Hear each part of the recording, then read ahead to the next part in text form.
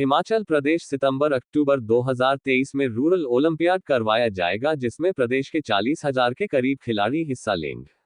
Olympiad में block स्तर से जिला तक खेलों का आयोजन किया जाएगा। ये बात आज शिमला में खेल मंत्री विक्रमादित्य सिंह ने कही। विक्रमादित्य सिंह ने कहा कि ओलंपियाड किस तरह से आयोजन हो, इसमें फंडिंग कैसे हो, इसके लिए आज हिमाचल प्रदेश के खेल संघों के साथ बैठक की गई है, जिसमें कई सुझाव संघों की तरफ से दिए गए हैं। कॉर्पोरेट फंडिंग CSR के माध्यम से आए एक गेम कोई बड़ा कॉर्पोरेट हाउस अडॉप्ट करें, इस तरह के सुझाव को लेकर सरकार आगे बढ़ेगी। खेलों को बढ़ावा देने के लिए एक खेल प्रोजेक्ट अपनों के नाम योजना शुरू की जाएगी, जिसमें किसी क्षेत्र में कोई व्यक्ति अपने नाम से कोई ग्राउंड या खेल को फंडिंग कर सहयोग कर सकता है।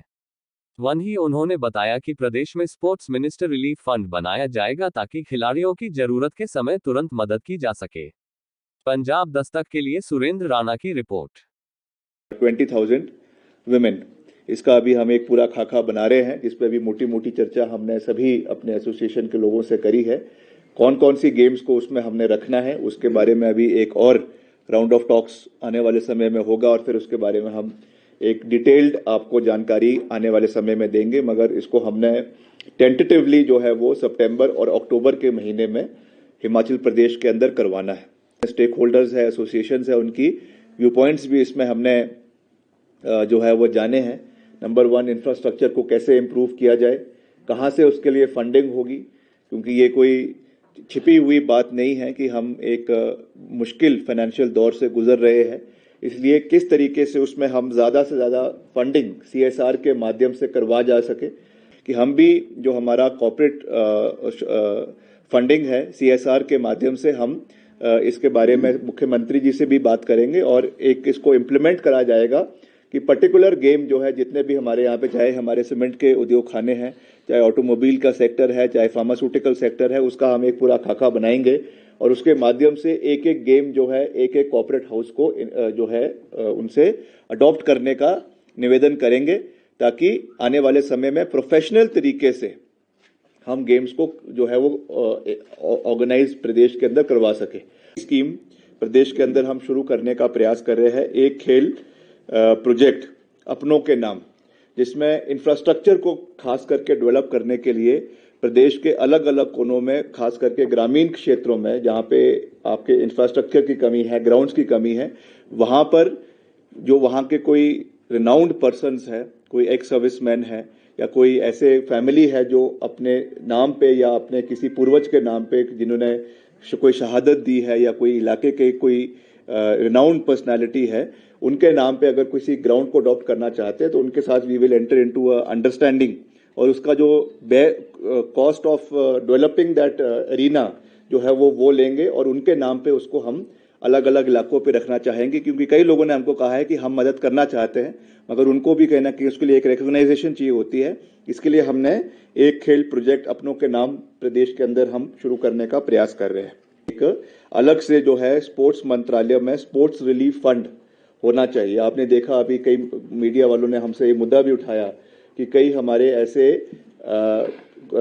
स्पोर्ट्स पर्सन्स हैं जो कम्पीट करना चाहते हैं, कोई माउंटेनियर्स है, कोई स्कीइंग के है, कोई पैराग्लाइडिंग के है, कोई और है, जो इंडिविजुअल तरीके से जो है वो फाइनेंशियल बेनिफिट नहीं कहूँगा, मगर असिस्टेंस जो है वो चाहते हैं, मगर उसमें कहीं ना कहीं हमारा भी गवर्नमेंट का हाथ उसमें बंधा हुआ होता है, और हम कोशिश करते हैं कि हम उनका सहयोग करने का प्रयास करते हैं, बट हमारा जो एक लिमिटेड कॉन्स्ट्रेंट्स है, उसके लिए हमने एक स्पोर्ट्स मिनिस्टर्स रिलीफ फंड प्रदेश के अंदर हम अपने डिपार्टमेंट द्वारा बनाएंगे। इसमें हम इसको ओपन रखेंगे, अगर किसी को मदद करनी हो, किसी स्पोर्ट्स पर्सन को, तो वहां से इनको किया जाए, और समय रहते हुए उनको उसका लाभ जो है हमारे स्पोर्ट्स पर्सन को मिल सके।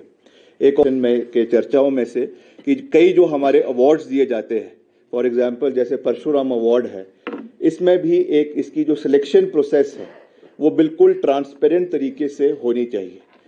इसका एक ट्रांसपेरेंट प्रोसेस होना बहुत आवश्यक है कि किस तरीके से हम अपने प्लेयर्स को जो है वो कैटेगराइज करके उनको हम अवार्ड्स दे रहे हैं, और समय पे वो अवार्ड्स दिए जाए, और इसमें कोई फाइनेंशियल रिवॉर्ड भी मिलता है साथ में, that should also be given in a stipulated time frame, ताकि उसका फायदा उन युवा खिलाड़ियों को जो है वो आने वाले समय में मिल सके। एक ये है। बाकी जो रिजर्वेशन कोटा है इसके बारे में मैंने पहले भी बात करी है। अभी 3% है, उसको हम आने वाले समय में बढ़ाना चाहते हैं, मगर उसके लिए एक जो बात निकल कर आई है कि हमारे जो अलग अलग स्पोर्ट्स है इसको हमें कैटेगराइज करने की आवश्यकता है। मैंने कई बारी ये मीडिया इंटरेक्शन में ये बात करी है कि लास्ट जो काउंसिल की बैठक हुई थी वो काफ़ी साल पहले हुई है और उसके बाद अभी तक हम इनको अलग अलग स्पोर्ट्स को कैटेगराइज नहीं कर पाए A, B और C में, क्योंकि हो सकता है कि कुछ हमारी जो C कैटेगरी की गेम्स आज से 10 साल पहले थी या 15 साल पहले थी, आज वही गेम्स अंतर्राष्ट्रीय स्तर पे या राष्ट्रीय स्तर पे सबसे ज़्यादा मेडल्स हिमाचल को या और राज्यों को ला रही है। इसलिए हमें इनकी स्पोर्ट्स काउंसिल की बैठक करके जल्द से जल्द इन गेम्स को कैटेगराइज करना है, ताकि जो सबसे ज़्यादा जिसमें हमको मेडल्स का स्कोप है या सबसे ज़्यादा जो लाइमलाइट में गेम्स रहती है, they have to be brought in section category A। फिर से मैं एम्फेसिस दूंगा 2 पॉइंट्स पे जो आज इस मीटिंग से निकल कर आया है। एक तो जो हमारा रूरल ओलंपियाड हम प्रदेश के अंदर करने जा रहे हैं, क्योंकि पहले तो मैंने सिर्फ एक स्पोर्ट्स मिनिस्टर के रूप में ही वो बात करी थी और अब मैं कॉन्फिडेंस के साथ ये बात कह सकता हूं कि हम इसका पूरा एक रूपरेखा बनाएंगे और सितंबर-अक्टूबर के महीने में एक रूरल ओलंपियाड बहुत बड़े स्तर पे हिमाचल प्रदेश के अंदर करवाया जाएगा। अंत में, क्योंकि हम पारदर्शिता में, ट्रांसपेरेंसी में पूर्ण विश्वास रखते हैं, इसलिए हम स्पोर्ट्स पॉलिसी आने वाले समय में फिर से प्रदेश के अंदर सकारात्मक तरीके से लाने का पूरा प्रयास करेंगे, क्योंकि हम चाहते हैं कि जो भी एसोसिएशंस हो, किसी भी एसोसिएशन का राजनीतिकरण नहीं होना चाहिए। तो स्पोर्ट्स एसोसिएशंस का दुरुपयोग हुआ है और इस चीज को हमें प्रदेश के अंदर रोकने की आवश्यकता है। हमारा वाटर गेम्स है, पर्टिकुलरली रिवर राफ्टिंग है और